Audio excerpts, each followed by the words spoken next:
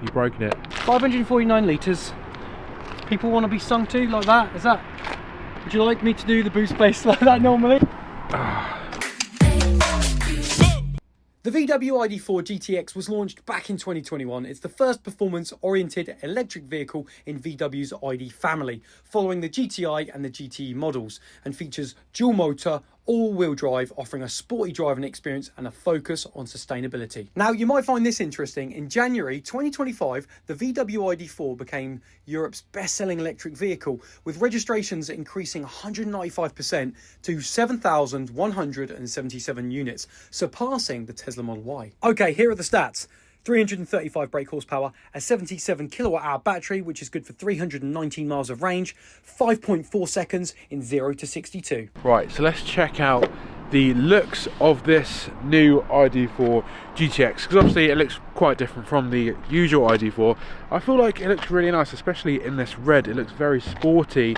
What do you think? I feel like it going with your jumper a little bit. It's very bright, isn't it? What do you think about that? You take it skiing. This is a ski jumper because it's a cold day. Right. Now, the interesting thing is, they haven't actually, in 2024, they did a lot of changes to the battery and the charging, but they haven't done anything to the bumpers and the look. That's coming in 2026, so they're doing a bigger facelift on the looks. So it's the same looks with the Id4 we've driven before, but you know, the GTX variant's good. It's got black elements. Looks a bit more sporty with the black elements. I feel like these black and the red wheels with the black bits here with the GTX, that looks quite nice with the black top and the red. These wheels are good. These aren't plastic either. These are full metal. Solid, yeah, and you know what? They actually look really modern and futuristic, and I like the contrasting white VW caps. Matches the badge.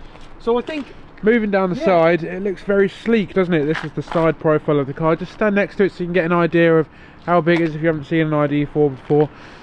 Yeah, about the same size as, well, a bit smaller than Ollie. Why are you doing that to it? No, I was just standing in the back. What do you mean? Yeah, right. Anyway, moving around the back, what do you think of these lights? Because they do look very smart. Yeah, they've got a cool little start-up as well, so they kind of do all these cool, funky elements. Do some cool stuff. Yeah. I think it's quite a good-looking car. I mean, you'll have to let us know what you think about it in the comments down below. So the biggest change really is to the battery in the Id4 and the Id5.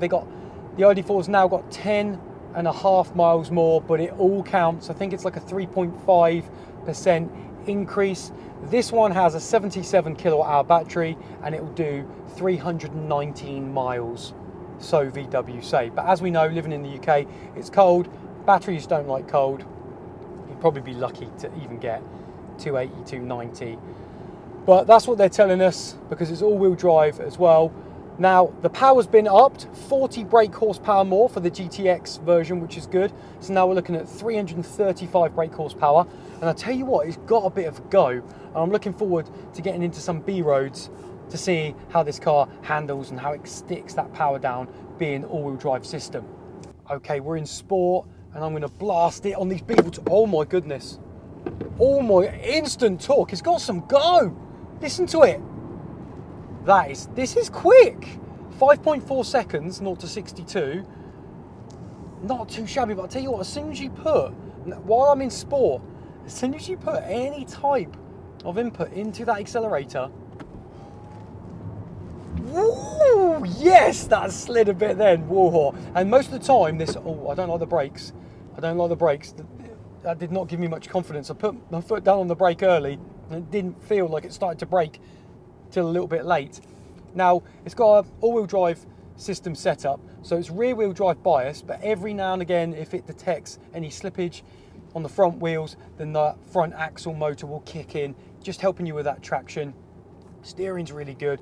Feels like it's got plenty of grip. It's a little bit wet today and greasy on the road, but I am pretty impressed with just how responsive the accelerator is when you put your foot down, and the steering's good. It could be, I'm moving the wheel a little bit too much than I want. I would like it to be just a little bit sharper, but it still does the job really, really well. And this is quite addictive because it handles the rolls quite good as well. So it's a little bit stiffer, the suspension, than the normal Id4. And that's just to help with, you know, the performance element of the car, making sure it stays a little bit more planted in those corners because it is the performance version. Let's talk about boot space in the Id4 GTX then. 549 litres of boot space. It doesn't look too bad. Have a bit of a gander there. You've got a ski hatch, bit of cubbies either side, but look at this. An adjustable boot floor as well, with your cables that you can hide. That's handy, and only a little bit of a lip when you put your luggage in. So the question is, 549 litres of boot space, is that big enough for you? Up the front. Up. Let's check it out. Let's have a look at the front. Has it got a front space? Come on! Where is it? It's not I there. thought it did What's have that? one. What about that? Could you put it back there? I don't think so. Right, inside of the Id4 Gtx, I've got Adam in the rear seats with me. I want to know, is it comfortable back there? Talk to me, Adam. Okay, so let's give you an overview of what it's like in the back of the Id4. My knee room, I've actually got loads of knee room there. There's like literally tons. Headroom, loads again. This sunroof is helping because I've got a bit more space because of the glass. But in the back, you feel a little bit sort of higher than the driver and the passenger. So your visibility is actually quite nice. Down here, you've got some climate controls that you can control with 2 USBs as well, which is also very good as well. The materials themselves, this is quite nice. This suede is very soft. And here, you've also got 2 cup holders. And the material, it's like leatherish. So yeah, nice and squidgy. Nice to touch, and there's no hump in the floor. It's all a flat floor, so you get a bit more space for your middle passenger as well, so that is good. Other than that, that's what it's like in the back of the Id4 GTX. VW are phasing out the GTX badge. I know, right? Already, says the VW CEO. They're going to bring back the GTI and R into the electric era instead. Was GTX a massive branding mistake, do you think? It just never had the same cult following, and VW knows that GTI and R carry real weight. Are they shifting back to this because of poor sales? What do you think? Let's talk about charging with this new GTX there. So it's actually gone up, so it can now take a max charge of 175 kilowatts. It used to only be 135 kilowatts. That means you can add 110 miles on a fast charger in just 10 minutes. So 20 to 80% is going to take you 28 minutes, and then at home, if you do 0 to 4 on the wall box, 7.4, that is going to take you 10 hours and 24 minutes. Good stuff. Right, moving on to the interior, we've got electric seats with memory functions, which is nice. These GTX seats that are very soft and nice suede, very good material. Okay, so looking at the interior of the GTX Id4, it's very similar to what it was before. Let me turn you around so you can have a little look. We've got this big whopper of an infotainment, which is quite nice. It does, you know, it feels a bit stick on. So I think that's bigger. It's not flexing too much though, is it? Nah, it's alright. I think that's bigger than before, than the one before. 12.9, new software, and now these are backlit, so these light up in the dark. The easier to see. I still would prefer buttons. I feel like a broken record. Yeah. Saying about this in every single review about I want buttons back. But I think VW listened, and because there was a lot of complaints around that every car review was going, they're not backlit, which is fair because at night time it winds you up. Another thing that some people don't tell you about is the drive selector used to be on this kind of stick-on DigiDash. It used to be up here and you click it. Guess where they've put it now? They've moved it. Here it is. And they've moved it to, if I do that, like that, well, that's how you just turn it on and off. So by now, it just makes it a little bit easier having it as an actual stalk. So that's good. You've got some nice ambient lighting that I just saw that comes on around the windscreen. Moving on down to, can you stop stroking that No, stalk? it's just, I'm feeling the material. I'm just feeling the material. Moving on to the middle, you've got some space down here and 2 cup holders. Nothing here. I feel like they could have put something here, but that's just empty space. You've got 2 USBs down here, which is good. I think that's a charger as well. Charge for your phone. And a charger, and yeah, a fairly big cavity for stuff.